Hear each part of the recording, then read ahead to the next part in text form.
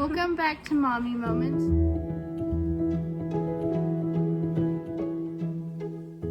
Today we're gonna do our full birth stories. Start to finish, play by play. Kind of. Yep, and I'll share one of mine and then Kelly will share and then we'll come back to me. So I have two kids. My first one, her name is Faye. She'll be 2 in November. Her birth story started the day before her on the 1st of November. We were out doing last minute maternity photos. And I got the thought that coming back, I got the thought being like, you're gonna come back tonight. And so later that night at around 10 p.m. I thought my water broke. And so we called the labor and delivery and we told them that we were coming in, and they're like, okay, come in. And so we drove the 45 minutes, well, normally 45 minutes. Taylor drove 20 minutes to get to the hospital. Yes. But when we got there, they triaged me. I was already 3 centimeters dilated and 70% effaced, all on my own. And we were there for about an hour. They're like, okay, you're not progressing, so we'll try something. We'll strip so they decided to strip my membranes, which just means that they help induce labor naturally a little bit more.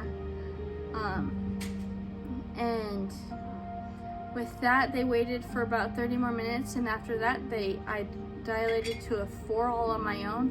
And they're like, okay, we'll keep you. And so we went into my room. This was all during like the height of COVID. And so I could only have Taylor with me and my mom. I'm gonna go wrangle chicken just a second. And we're like, okay, call my mom. And so we did. She came out, I got my epidural. And that was an experience all on its own. And then as I was there, I was able to get with the epidural, I was able to get some sleep and be comfortable. When I knew I was in active labor, I ended up not feeling so hot. And so I got to talk with my mom, and she was there to help me while Taylor got some sleep. And a little bit after I got sick for a few minutes, Faye chose to come in the afternoon. And she was born at 12:31 p.m. She weighed 6 pounds 15 ounces, but we rounded her up to 7 pounds because it was closer to 7 than 6. And that was after an hour of pushing and 12 hours of labor. So. Okay, so then with my son, I had the not so typical experience that my mom also had, so it probably just runs in our family, of my water breaking, like in the movies, the whole gush and everything, which almost never happens. And then, well, we were waiting to like contact everybody until we had, the classic contractions that are trackable and like consistent, and so we waited like an hour, and then we kind of had some on and off, and so I contacted my mom and the midwife because I was going to have a home birth, and well, I did have a home birth, I should say. And they're like, okay, we'll wait like 30 minutes, and if it's still going the way it is, just let's go back to sleep, try and get some rest, and check back when they are getting stronger. And so that was about So my water broke at 10:45. So that was about 11:30. So 12, again, just the same kind of random, not super strong. So we went to bed and I slept for like 3 hours. Waking up every now and again for contractions. And then it was about 3:30-ish when I woke up and just couldn't get comfortable anymore laying down. And so I was like, okay, we're doing this. Told my husband to fill up the birth tub that we had and called everybody over. And so I had my mother-in-law, my mom, and the midwife along with me, as well as my husband. After that, I was mostly just in my zone. I had my mother-in-law cooking brownies in the background, which is really nice. And then, I don't know what everybody else was doing, but I was just concentrating on my breathing and keeping myself calm and cool and collected. And then it was about 6, I believe.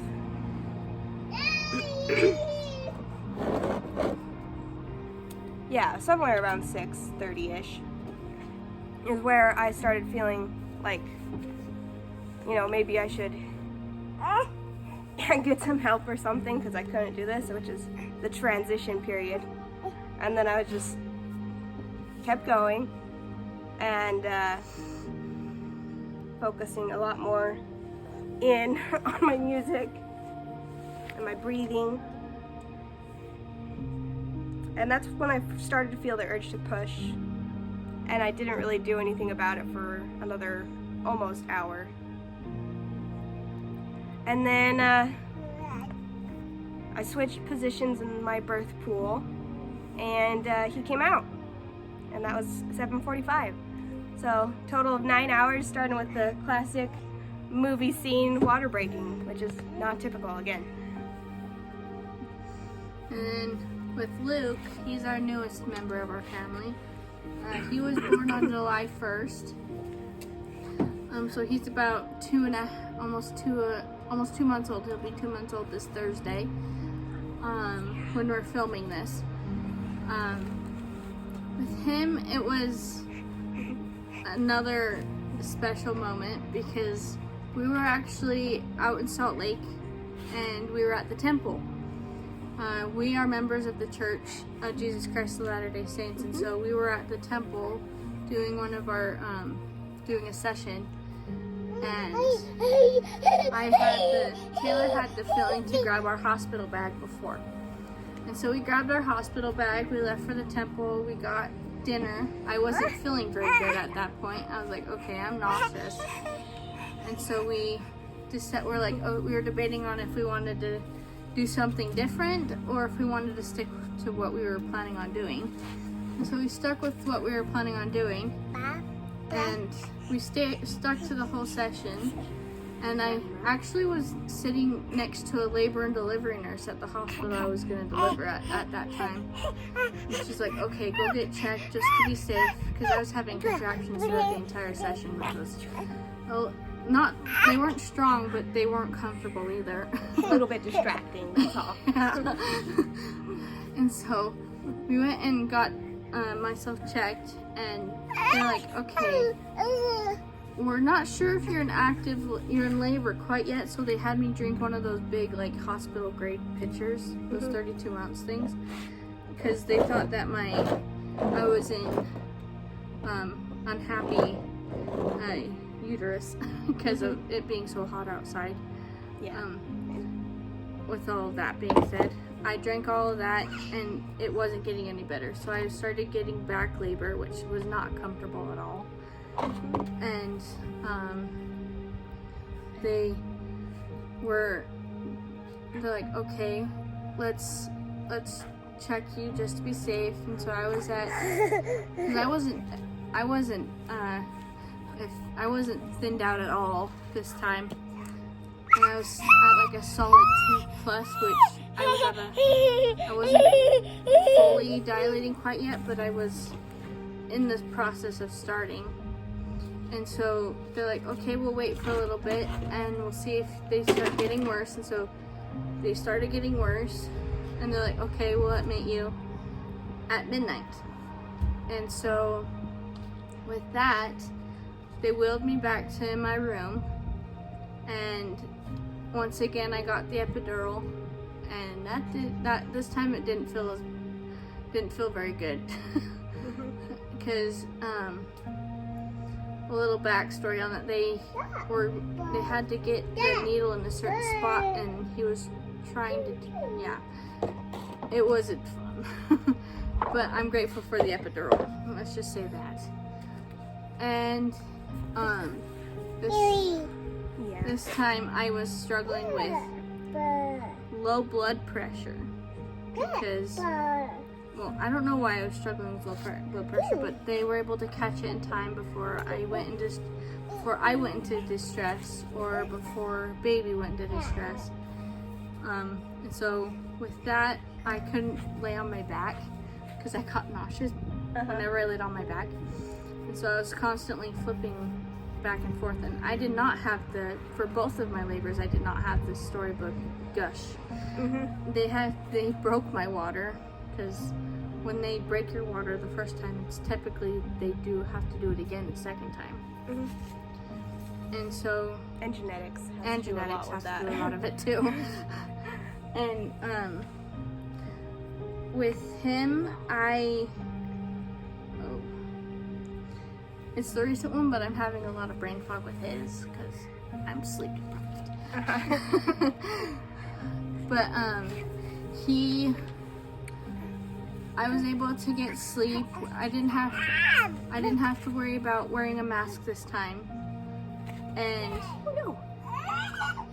we had amazing nurses who worked with me and who continuously checked my blood pressure, and he was able to, they weren't able to get a constant heart rate for him, so they had to put like something internal to check it, which was interesting. And so, but with him being 9 hours of labor, we thought he was going to be bigger, so they were going to induce me this time. And around 10 o'clock, I was like, okay, I'm starting to feel it more in my back, and the epidural's not working as much as I thought, but it still was working. And so I was like, okay, I'm feeling it in my lower back, and something's like, I'm feeling a lot of pressure. And with only a few minutes later, I'm like, okay, this might be go time this time.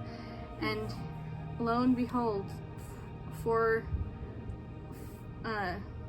pushes later, he's here, and he's the tiniest little thing ever. A teeny little potato. Yeah, he was only 6 pounds 9 ounces, and he was born at 10:58. And I was like, this was a faster labor than my last time, because it was only 9 hours. Oh goodness! And so, Leave the yeah, equipment alone.